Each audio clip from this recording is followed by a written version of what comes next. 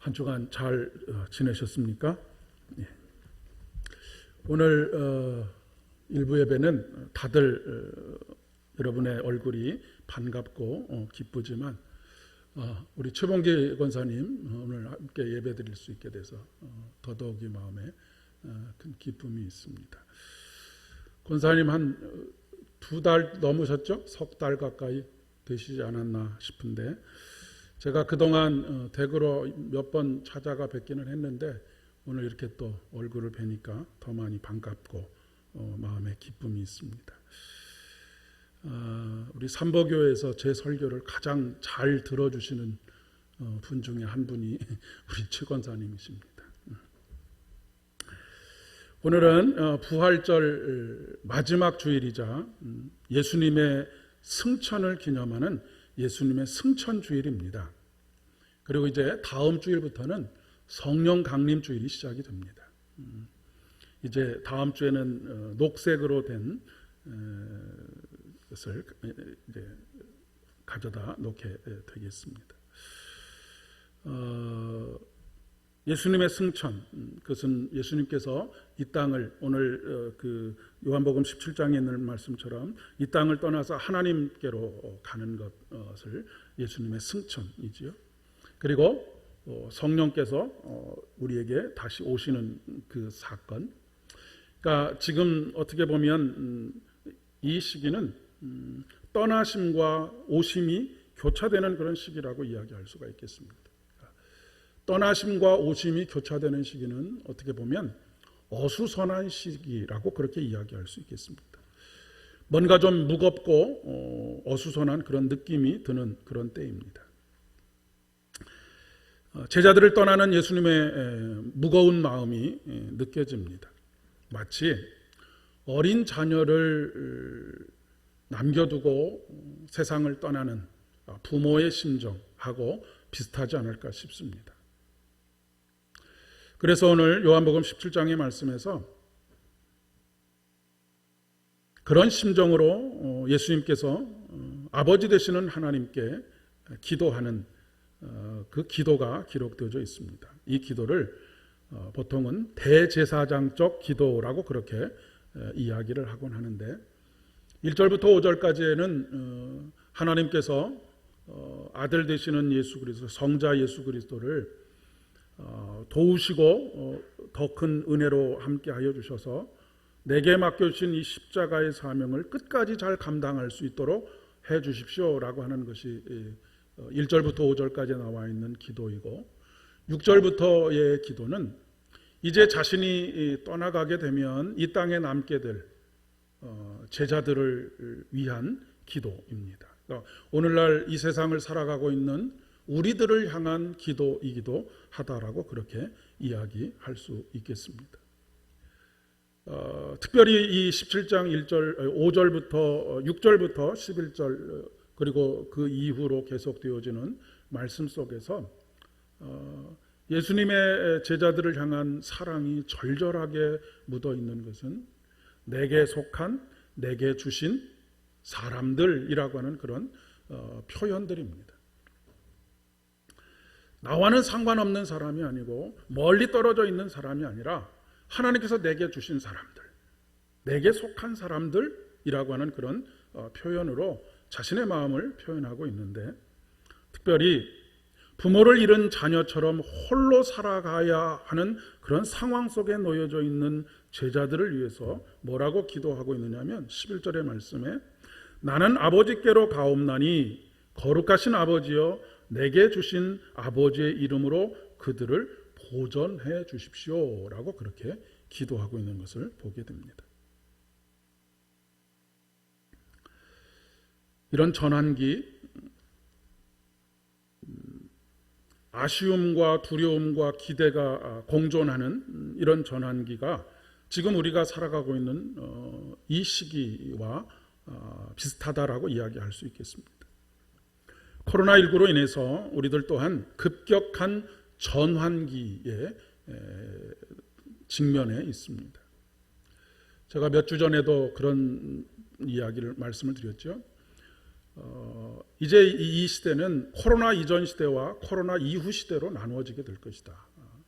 그 변화와 파급력은 마치 예수님께서 이 세상에 오시기 전, 기원 전과 기원 후로 나누는 것과도 비슷한 그런 변화가 예상된다라고 하는 학자들의 예상들을 말씀을 드렸습니다. 그런데 이런 전환기이다 보니까 긍정적인 예상보다는 부정적인 예상들이 훨씬 더 많습니다.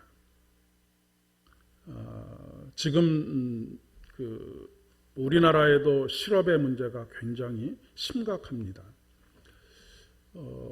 작년보다 우리 청년 세대들의 실업이 아예 시험을 볼 수 있는 기회조차도 얻지 못하는 이들이 엄청나게 많아지고 있고요. 미국 같은 경우에 지금 지난 몇 달 동안 직장을 잃은 사람의 숫자가 수천만 명이 됩니다. 근데 아주 비관적으로 이야기하는 학자들에 의하면 그 직장을 다시 회복할 수 없게 될 것이다 라고 하는 이야기들도 하곤 합니다. 온통 부정적인 이야기들로 가득 채워져 있습니다. 한 가지 확실한 것은 지금보다 훨씬 더 힘든 상황이 지속될 것이다 라고 하는 것입니다. 그러나 오늘 예수님께서 우리를 위해서 기도하시는 이 기도의 내용을 근거로, 그 약속을 근거로 해서 우리는 두려워할 필요가 없습니다. 예수님께서 제자들을 위해서 기도해 주신 것처럼 하나님께서 우리를 보전해 주실 것이기 때문에 그렇습니다. 보전한다라고 하는 말은 보호해 주시고 안전하게 하신다라고 하는 그런 의미입니다. 베드로 사도는 오늘 베드로 전서의 말씀을 통해서 우리에게 이렇게 권면합니다. 여러분의 걱정을 모두 하나님께 맡기십시오. 하나님께서 여러분을 돌보고 계십니다. 그리고 6절의 말씀에서는 이렇게 권면합니다. 그러므로 여러분은 하나님의 능력의 손 아래로 자기를 낮추십시오. 때가 되면 하나님께서 여러분을 높이실 것입니다. 라고 그렇게 위로하고 격려하고 힘을 주고 계십니다. 사실 베드로 사도가 편지를 보내고 있는 초대교회 성도들의 삶의 형편은 지금 우리가 처해져 있는 삶의 형편보다 훨씬 극한 상황에 놓여져 있었습니다. 그러나 예수님께서 산상수훈을 통해서 우리에게 말씀하신 것처럼 공중에 나는 새도 들에 피는 백합화도 먹이시고 입히시지 않느냐. 그런데 하물며 너희들 일까 보냐. 저는 이 표현이 너무너무 은혜가 되고 가슴이 뭉클하고 하나님의 사랑이 얼마나 깊이 우리를 향하여 가지고 계시는가라고 하는 것을 느낄 수 있습니다. 여러분 힘들고 어려울 때마다 생각하실 한마디는 하물며 너희일까 보냐라고 하는 이 말씀입니다. 한낱 짐승도 피었다가 지는 꽃들도 하나님께서 먹이시고 입히시는데 자신의 생명을 내어주셔서 사랑하시고 은혜를 베푸시고 영생을 얻게 하시는 너희들일까 보냐라고 하는 말씀입니다. 하나님께서는 우리를 돌보시는 하나님이십니다. 그런데 그 돌보심을 받기 위해서 사도 베드로가 권면하고 있는 것처럼 우리는 하나님의 능력의 손 아래로 우리 자신을 낮추어야만 합니다. 겸손히 그 자리에서 기다려야 합니다. 그리고 쉽사리 경거망동하지 않는 것이 중요합니다. 아무리 급하다라고 생각되는 상황이라고 하더라도 하나님보다 먼저 움직이면 안 된다라고 하는 것입니다. 하나님께서 일하실 때까지 오늘 시편 68편 1절에 다윗의 고백을 빌리자면 하나님께서 일어나실 때 그때까지 참고 하나님의 구원을 바라면서 잠잠히 기다림이 우리에게 선한 것입니다. 사무엘상 13장 8절 이하의 말씀에 보면 사울 왕이 블레셋과의 전쟁에서 정한 기한대로 일주일 후에 사무엘이 오겠다라고 그렇게 약속을 했는데 사무엘이 도착하지 않습니다.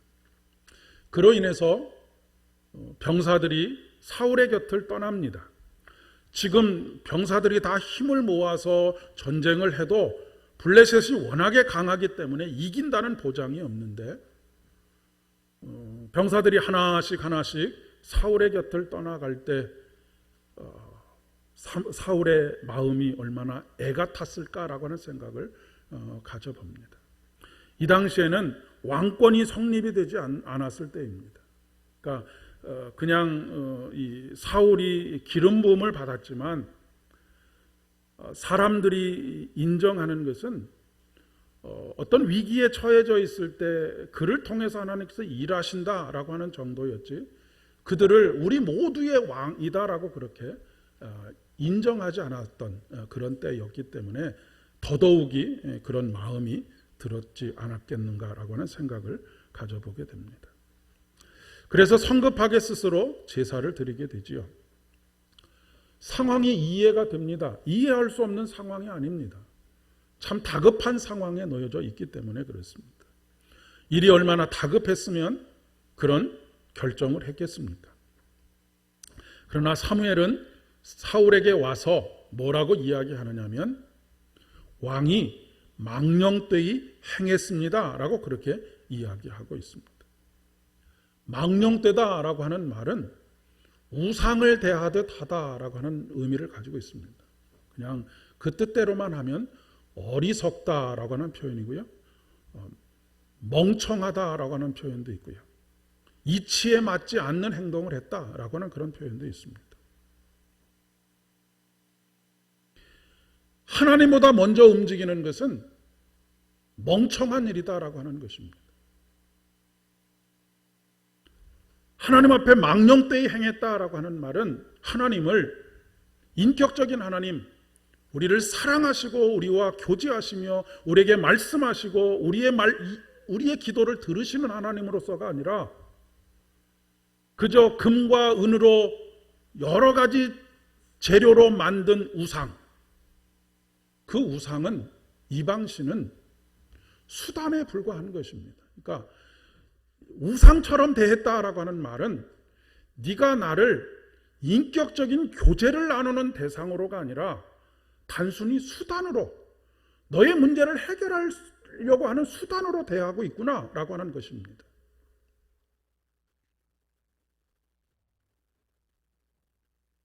거기에는 신뢰의 관계가 있는 것이 아니지요. 우리가 사람과 사람을 대할 때도 그렇고 하나님을 대할 때도 그렇고 나와 너의 관계로 대할 때에 거기에서 아름다운 관계가 만들어지는 것입니다. 나와 너가 아니라 나와 그것으로 대할 때 단순히 우리가 그런 것을 표현하기를 비즈니스 관계라고 하지요.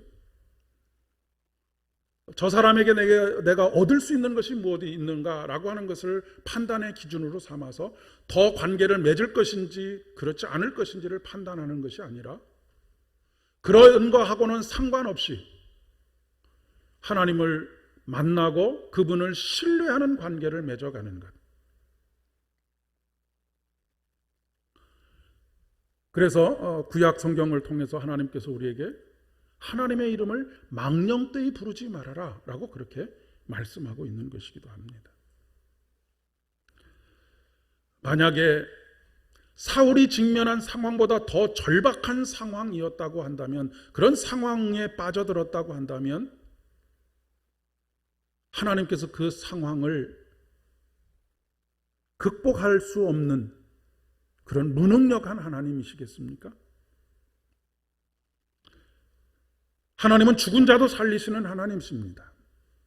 나사로가 죽게 되었을 때 예수님께서는 일부러 사흘 동안이나 기다렸다가 나사로에게 가십니다. 죽기 전에 그의 병을 왜 고쳐주시지 않으셨습니까? 미리 오셨으면 얼마나 좋았겠습니까? 라고 원망하는 마리아를 향하여서 그의 믿음 없음을 책망하십니다. 그리고 죽은 나사로를 살리시지요. 그 이유가 무엇이겠습니까? 이 사건을 통해서 하나님께서 말씀하시고자 하시는 것이 있고 자신의 영광을 드러내시기를 원하셨기 때문이라고 이야기할 수 있습니다.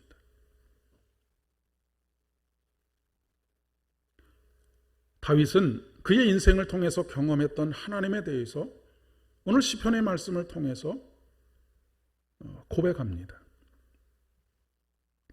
하나님께서 일어나실 때 하나님의 원수들이 흩어지고 하나님을 미워하는 자들은 하나님 앞에서 도망칠 것이다.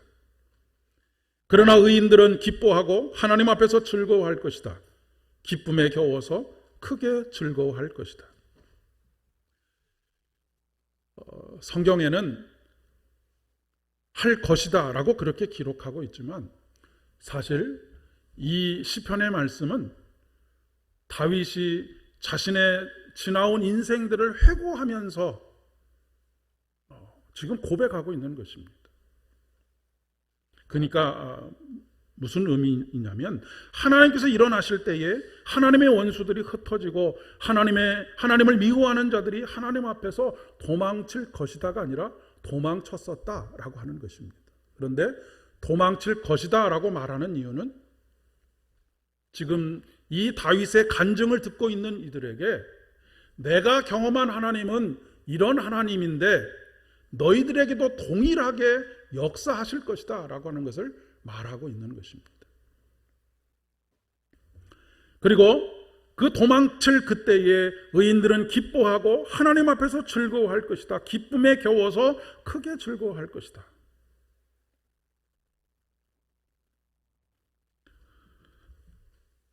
사실 다윗은 왕이 되기까지 기름 부음을 받은 이후에 왕이 되기까지 무려 20년의 세월을 광야에서 쫓겨다니면서 그렇게 살았습니다. 그런데 그 쫓겨다니는 상황들 속에서 죽을 고비들을 수도 없이 넘기게 됩니다.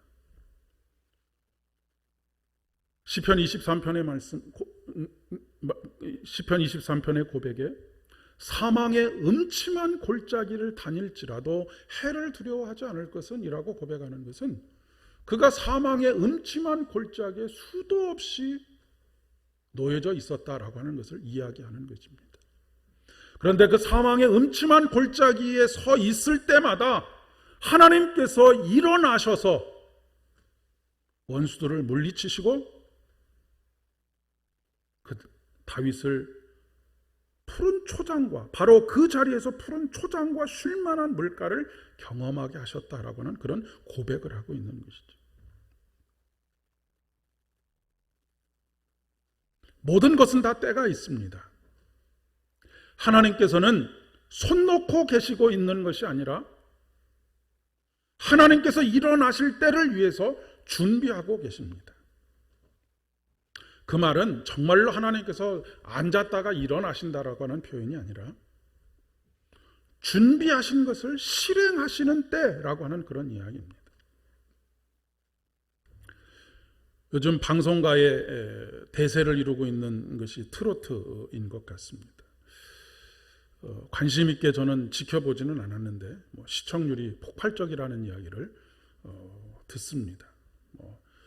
어디를 틀어도 그 트로트의 경연대회에서 입상한 사람들의 그 모습들을 볼 수가 있습니다.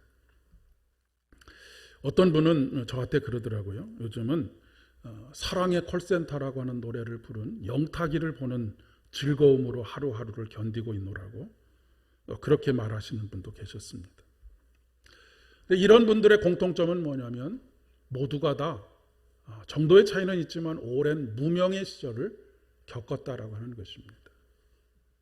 그리고 그들의 때를 얻게 되었고, 그리고 그 시간을 견뎌냈기에 영광을 누리게 되었음을 우리가 볼 수 있습니다. 부활하신 예수님을 만난 이후로 제자들의 오직 단 하나의 관심이 쏠려 있는 것은 무엇이냐면, 오늘도 사도행전 1장의 말씀에서 예수님께 제자들이 질문하는 질문입니다. 주님, 이스라엘을 회복할 때가 지금입니까? 라고 하는 질문입니다. 그것은 오늘 우리들에게도 동일한 질문이 아닐까 싶습니다. 주님, 제가 회복되는 것이 지금입니까? 제 상황이 나아지는 것이 바로 지금입니까? 내 가정의 여러 가지 문제들이 다 해결되는 것이 지금입니까? 교회의 여러 가지 낱마처럼 얽혀져 있는 문제들이 해결되는 것이 바로 지금입니까? 우리나라의 모든 문제들이 해결되는 것이 바로 지금입니까? 마음이 얼마나 조급한지를 읽어볼 수 있습니다.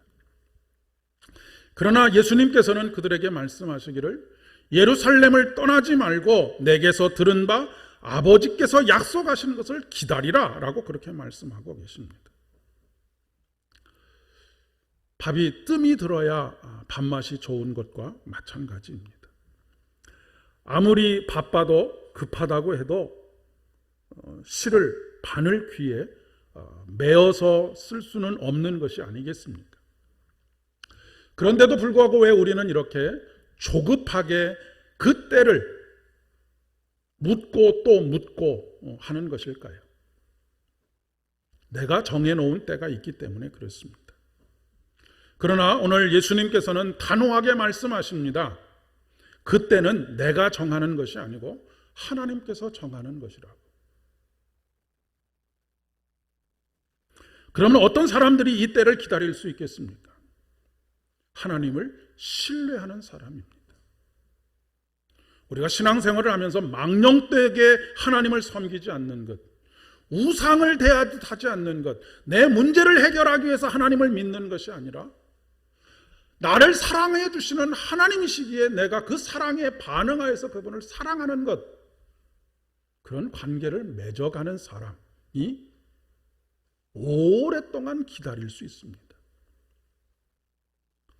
마치 다윗이 사망의 음침한 골짜기를 수도 없이 경험하면서도 중간에 포기하지 아니하고 중간에 하나님을 떠나지 아니하고 마침내 20년 만에 하나님께서 그를 영화롭게 하시는 왕 위에 등극하게 하시는 것처럼 말입니다.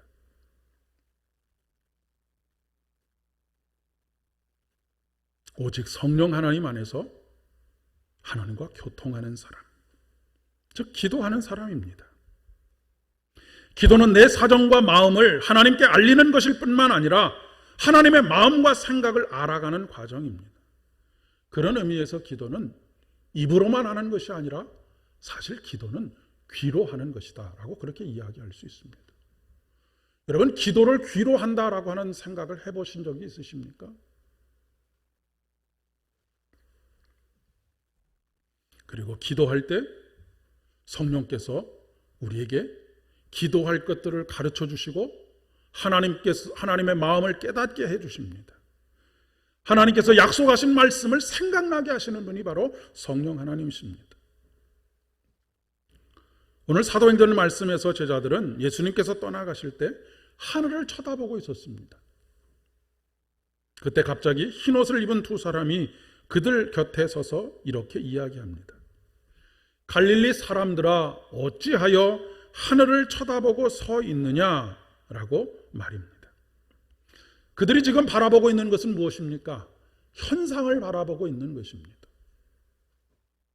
하나님을 신뢰한다라고 하는 것은 지금 눈에 보이는 것이 전부가 아니다라고 하는 것을 아는 것입니다. 그리고 무엇을 믿는 것이냐면 약속하신 말씀을 믿는 것입니다. 우리는 늘 우리 눈앞에서 벌어지는 일을 가지고 왈가왈부합니다. 보이는 것으로 인해서 좌절하고 절망하기도 하고 보이는 것 때문에 희망을 이야기하기도 합니다. 그러나 믿음의 사람은 보이는 것 때문에 왈가왈부하지 아니하고 약속하신 말씀에 따라서 하나님을 신뢰하는 것입니다. 그러나 이러한 믿음을 지속적으로 가지는 것은 결코 쉽지 않습니다. 우리가 삶에서 늘 경험하는 것 아닙니까? 인간은 흔들리는 갈대와 같기 때문입니다. 오늘은 믿어지는데 내일은 믿어지지 않는 것이 하나님입니다. 오늘은 믿어지는데 내일은 믿어지지 않는 것이 하나님의 약속의 말씀입니다. 왜요? 우리 눈으로 보이는 것이 우리의 믿음을 흔들어 놓을 때가 태반이기 때문에 그렇습니다. 우리가 어떤 때는 충만하지만 어떤 때는 충만하지 못할 때가 있습니다.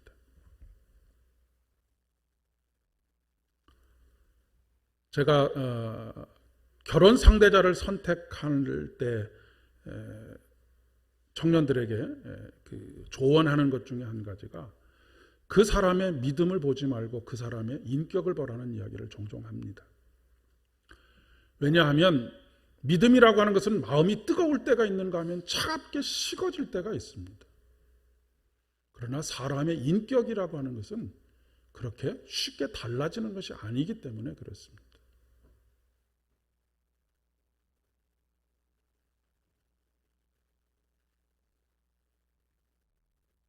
긴 병에 효자 없다라고 하는 말처럼 힘들고 어려운 상황이 지속되거나 기다림이 길어지면 마음이 약해지게 되어져 있습니다.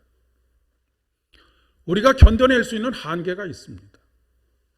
많은 사람들이 순교에 대해서 이야기할 때 그냥 총 한 방 딱 맞고 죽는 순교는 어떻게든 할 수 있을 것 같은데 지속적으로 고문을 당하고 1년, 2년, 10년 이렇게 괴롭힘을 당한다고 한다면 그것을 견뎌낼 수 없을 것 같다라고 이야기하는 것이 바로 그런 인간의 연약함입니다. 정도의 차이가 있을 뿐 어떤 사람은 더 빨리 포기하고 어떤 사람은 조금 더 늦게 포기하는 것뿐이지요. 그래서 앞에서 말씀드렸듯이 베드로는 하나님의 능력의 손 아래로 자기를 낮추라라고 그렇게 이야기하고 있는 것입니다. 내 능력과 나의 신념과 나의 오래 참음으로 감당할 수 있는 문제가 아니기 때문에 그렇습니다. 내 뜻과 계획을 그분의 뜻과 계획에 맡기는 것, 그분의 능력 아래 내 삶의 자리를 놔두는 것.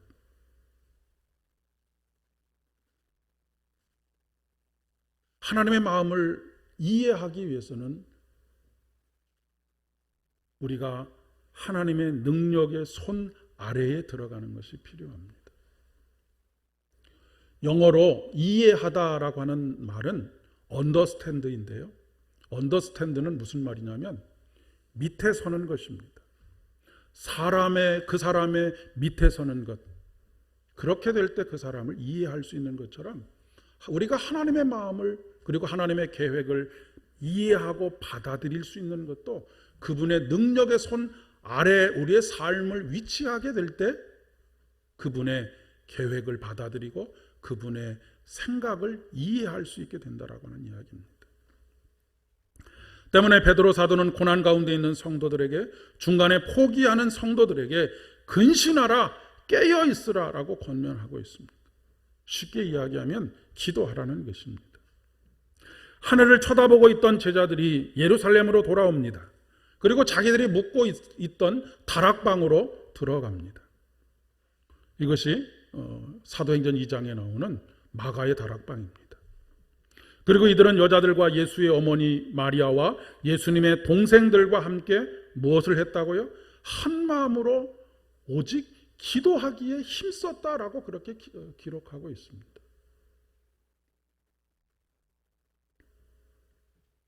지금은 이렇다 저렇다를 이야기할 때가 아니고 지금은 기도해야 할 때입니다.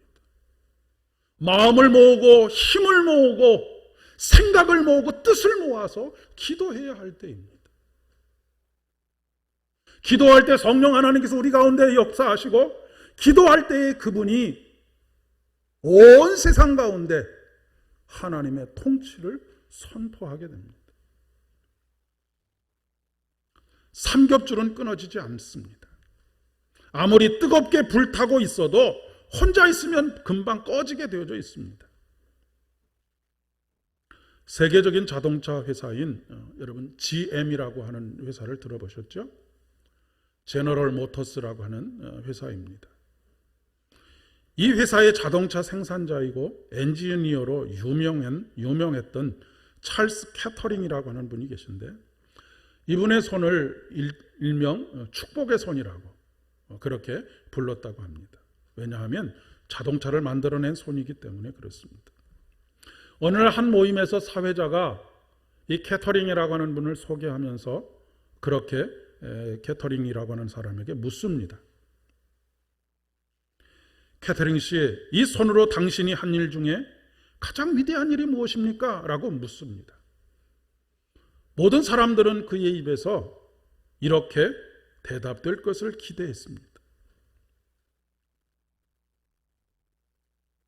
이 손으로 자동차를 만드는 것이 내가 세상에 와서 했던 가장 위대한 일입니다. 라고 그렇게 이야기할 줄 알았다는 것이죠. 하지만 그는 내가 이 손으로 한 일 중에 가장 중요하고 위대한 일은 두 손을 모아 주님을 찾으며 간절히 기도한 일이었습니다. 라고 그렇게 대답했다고 합니다. 사람이 일하면 사람이 일할 뿐이지만 사람이 기도하면 하나님께서 일하신다라고 하는 유명한 말이 있습니다. 다윗은 일어나신 하나님께서 하신 일을 이렇게 노래합니다. 하나님 주님께서 흡족한 비를 내리셔서 주님께서 주신 메마른 땅을 옥토로 만드셨고 주님의 식구들이 거기에서 살게 하셨습니다. 하나님 주님께서 가난한 사람을 생각하셔서 좋은 것을 예비해 두셨습니다. 특별히 지금 가장 큰 어려움을 당하고 있는 사람들이 누구입니까? 가난하고 자신의 온전한 일을 가지지 못한 사람들입니다. 그런데 하나님께서 가난한 사람들을 생각하셨습니다. 그리고 좋은 것으로 예비해 두셨다라고 말씀하십니다. 심령이 가난한 자는 복이 있나니. 오늘 무엇보다도 여러분의 심령이 가난해지는, 그래서 하나님의 복으로 충만하게 채워지는 복된 은혜가 있기를 진심으로 축복합니다. 우리가 기도할 때에 성령의 단비를 내려주십니다. 메마른 우리의 마음과 삶의 현장을 옥토로 만드시고 우리로 하여금 거기 살게 하신다라고 하는 것이 먼저 그 하나님을 인격적으로 경험했던 다윗의 고백이고 다윗의 찬양입니다. 특별히 가난한 사람들, 특별히 연약한 사람들, 스스로 설 수 없는 사람들, 이런 사람들을 긍휼히 여기시는 하나님, 그 하나님께서 좋은 것으로 예비해 두신다라고 약속하십니다. 오늘도 이 약속의 말씀을 믿고 그 하나님을, 그 약속을 하신 하나님을 신뢰하며 힘들고 어려운 삶의 발걸음이지만 매일매일 포기하지 말고 한 걸음 한 걸음 소망 가운데 행하시는 여러분 되실 수 있기를 진심으로 축복합니다. 함께 기도하겠습니다. 하나님 아버지, 대전환기에 직면하여 이러쿵저러쿵 말들은 참 많지만 확실히 이렇게 되어진다라고 자신 있게 이야기할 수 있는 사람들은 아무도 없는 그런 시대를 우리가 살아가고 있습니다. 이러한 때에 호랑이에게 물려가도 정신만 차리면 된다고 하는 속담처럼 우리의 정신이 하나님의 영에 붙들림 바 되어질 수 있도록 은혜를 더하여 주시옵소서. 우리의 눈에 보이는 것으로 인하여서 마음을 빼앗기지 않게 하시고 좌절하거나 절망하거나 포기하지 않게 하시고 단비를 내리시고 메마른 땅을 옥토로 만들어 가시며 가난한 자, 힘없는 자를 위하여서 좋은 것으로 예비해 두시는 하나님을 신뢰하며 오늘도 희망으로 가득 찬 발걸음을 내디뎌 갈 수 있도록 은총을 더하여 주시옵소서. 모든 말씀 예수님의 이름으로 간절히 기도드립니다.